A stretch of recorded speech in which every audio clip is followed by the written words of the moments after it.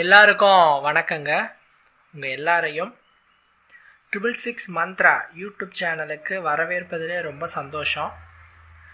தொடர்ந்து நம்மளுடைய சேனலிலே ஆன்மீகம் சார்ந்த பல அரிய தகவல்களை பார்த்து கொண்டு வருகிறோம். தொடர்ந்து அதை நாம் சொல்லிக்கிட்டு இருக்கிறோம். அதை நீங்கள் சில பரிகார விஷயங்களாக முயற்சி செய்து நல்ல பலனினை அடைந்ததாகவும் சொல்கிறீங்க. மிக்க மகிழ்ச்சி.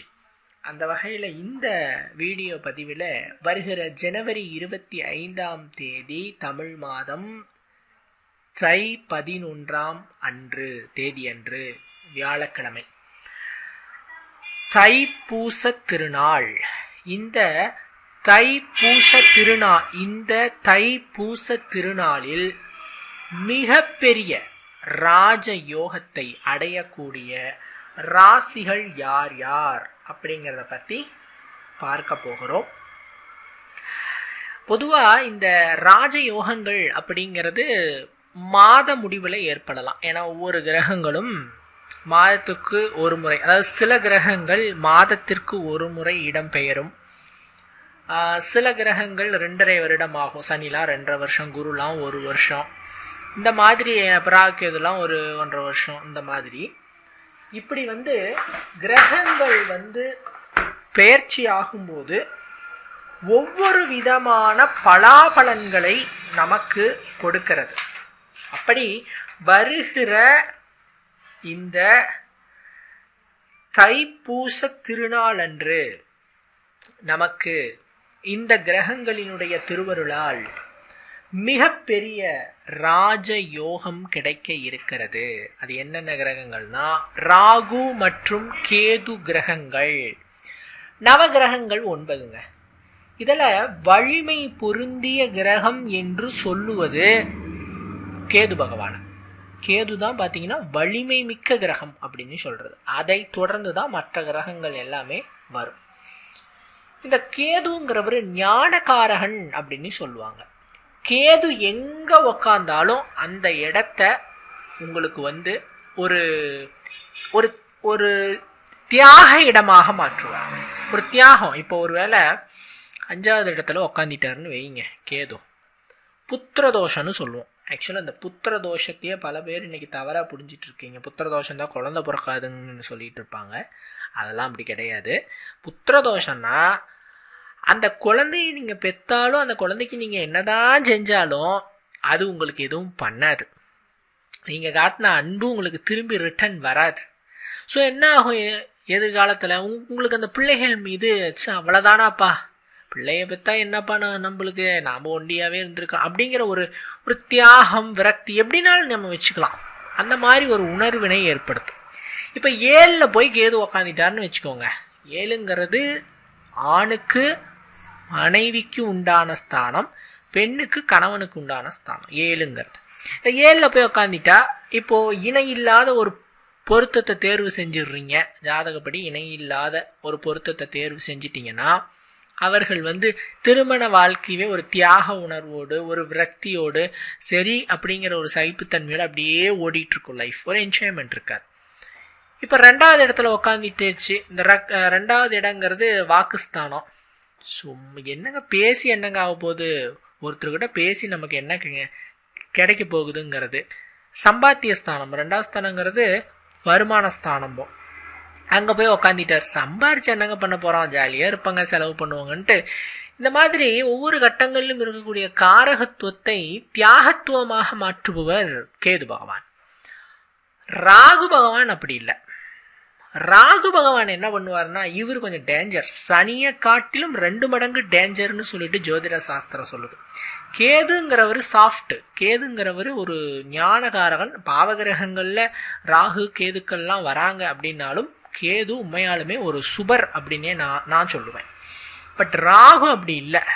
ராகுவை போல கெடுப்பாரும் இல்லை, ராகுவை போல கொடுப்பாரும் இல்லை அப்படிங்கிற ஒரு விஷயம் உண்டு.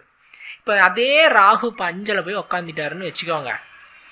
அவர் என்ன பண்ணுவார்னா அதிகப்படுத்திடுவார். எந்த இடத்துல அவர் உக்காந்தாலும் அந்த இடத்தை விரிவடைய வைப்பார், அதிகப்படுத்தி கொடுப்பார். இப்போ ஒரு உதாரணத்துக்கு 5ல் போய் உட்காந்துட்டாருன்னா உங்களுக்கு நிறைய குழந்தை பிறக்கும். சில பேர்லாம் பாருங்கள் 7 குழந்தை 8 குழந்தை 10 குழந்தை பிறக்கும். அந்த மாதிரி குழந்தைய நிறைய பிறக்க வைப்பார். ஆனால் ராகுங்கிறவர் யாரு? கெடுக்கக்கூடிய கிரகம். அவர் என்ன பண்ணுவார்? குழந்தைய நிறைய கொடுப்பாரு. அந்த குழந்தைங்க வழக்கம் போல உங்களுக்கு உங்களோட பேச்சை கேட்காது. திட்டத்திட்ட கேதுவனுடைய மனநிலையை கொடுத்தாலும் ராகு என்ன பண்ணுவார்னா புடிவாத தன்மையை கொடுப்பார். கொடுத்து அதை கெடுக்கக்கூடியவராக ராகு இருக்கிறார். இப்போ 2வது இடத்துல உக்காந்துட்டார். வருமானத்தை நிறைய கொடுப்பார். வருமானத்தை நீங்க இப்போ 2ல் இருக்க ராகு உக்காந்தவங்களாம் ஒரு பேராசக்காரங்க. அதாவது பார்த்தீங்கன்னா எப்போ பார்த்தாலும் பணம்னு ஓடிட்டு இருப்பாங்க இல்லையா? இந்த மாதிரியான கேரக்டர் வைஸ் அவங்க எல்லாம் இருப்பாங்க. ஆனால் கடைசியாக அந்த காசை எப்படி செலவு பண்ணணும்னு தெரியாமல் அது வீணா செலவு பண்ணிடுவாங்க. இதெல்லாம் நான் ஏன் சொல்கிறேன்னா, இப்பெல்லாம் ஜோதிடங்கள் விதிகள் இருக்கிறது.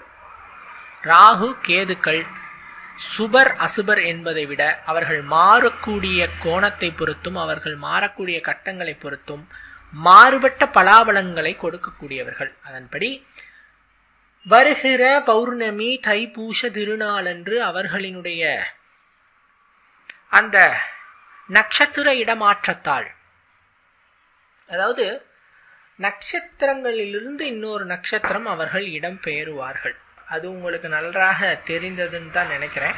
அதாவது மொத்தம் ஜாதக கட்டம் 12. மொத்தம் ஜாதக கட்டம் 12. அதில் ஒவ்வொரு கட்டத்திற்கும் 3 நட்சத்திரங்கள், ஒவ்வொரு கட்டத்திற்கும் உங்களுக்கு 9 பாதம். ஸோ ஒவ்வொரு பாதமாக அவர்கள் மாறுகிறார்கள். அதன்படி ராகு கேதுவனுடைய இந்த நட்சத்திர பெயர்ச்சியினால இந்த தைப்பூச திருநாளுக்கு பிறகு மேஷம், ரிஷபம், துலாம் மற்றும் கும்பம் ராசிக்கார நண்பர்களுக்கு அடிக்கிறது குபேர யோகம். ராகுவினுடைய அதிர்ஷ்டத்தால் பண வரவை நிறைய கொடுப்பாரு.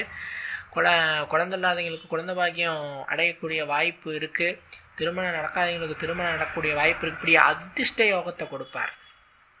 அதே மாதிரி கேது பகவான் நீங்க சொல்லணும்னு சொன்னா இதே மாதிரி தான் அதிர்ஷ்டத்தை கொடுப்பார். ஆனா கடைசியா நீங்க இறுக்கி பிடிச்சி வச்சுக்கிறதுல தான் இருக்கு. நான் லாஸ்டா என்ன சொன்னேன், ஒரு விஷயம், எல்லாத்தையுமே புடுங்கிக்குவாங்க, கொடுக்குற மாதிரி கொடுத்து புடுங்கி வச்சுக்குவாங்க. சனி அப்படி பண்ண மாட்டார். சனி என்ன பண்ணுவார்? சனியின் காலகட்டத்தில் சேமித்து வைத்த பணம், சொத்துக்கள் எல்லாமே சனி காலகட்டத்தில் திருமணம் நடந்தாலும் குழந்தை பிறந்தாலும், சனி காலகட்டத்தில் நிலம் வாங்கினாலும் வீடு வாங்கினாலும் உங்களுடைய 7 தலைமுறைக்கும் அது நிச்சயமா நீடித்திருக்கும். ஆனால் ராகு கேது விஷயம் அந்த திசா புத்தி காலங்களிலும் பெயர்வு காலங்களிலும் நீங்கள் ஒரு விஷயத்த நிறைய கொடுப்பாங்க. உங்களுடைய மைண்டை டைவெர்ட் பண்ணி அதை வீணா செலவுகளும் விரயங்களும் செய்ய வைத்து எதுக்குமே உபயோகம் இல்லாமல் மாற்றிடுவாங்க. ஸோ நீங்கள் என்ன பண்ணணும்னா பிடிச்சி வச்சுக்கணும்.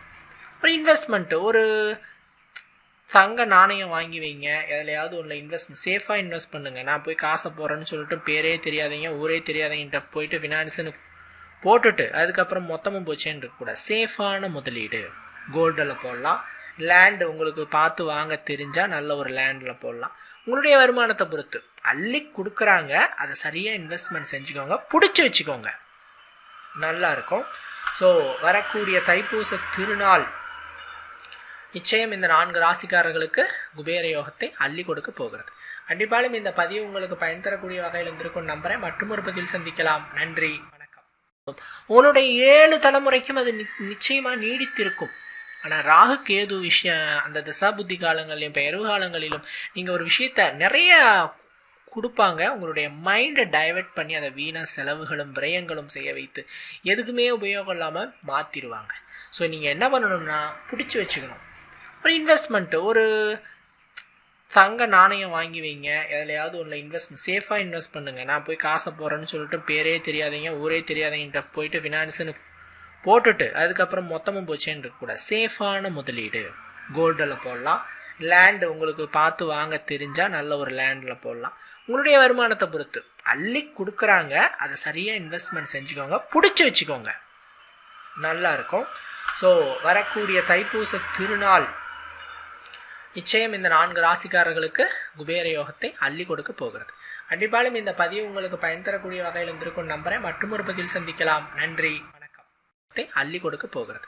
கண்டிப்பாலும் இந்த பதிவு உங்களுக்கு பயன் தரக்கூடிய வகையில் இருந்திருக்கும் நம்புறேன். மற்றும் ஒரு பதிவில் சந்திக்கலாம். நன்றி.